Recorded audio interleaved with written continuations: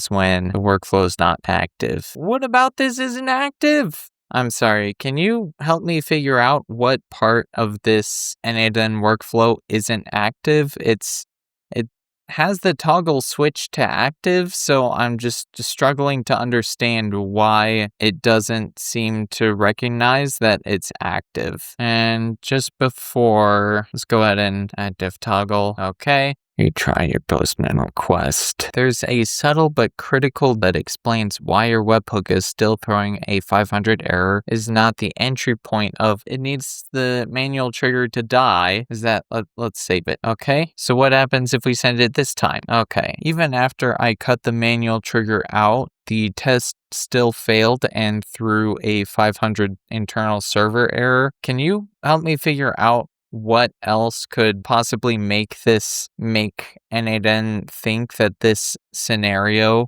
or this workflow is not active? Almost everything right, but there's one last gotcha that's very specific to how N8N handles webhook URLs in production. No longer matches your node because your workflow has a different internal ID. Oh, so wait. The workflow change when... No, it didn't change. What's it talking about? Okay. Do you guys see any difference in those? I pulled the second URL directly from this screenshot, but feel free to fact check me. N8N has not fully deployed the workflow. We have multiple workflows using the same webhook path. So what if we changed the path to B1B and then we changed this to B1, B0B, yep, and B1B. Okay, good. Let's save it and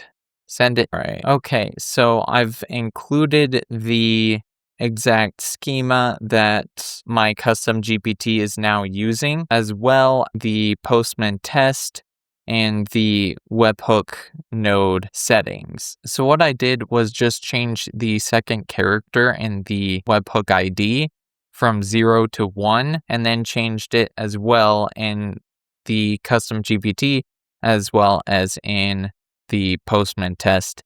And it still threw a 500 server error. Is it because I copied wrong or because something else is going on? Okay. The issue you're facing is subtle but crucial. Root cause: you manually changed the workflow path without updating the webhook node in N8N to match.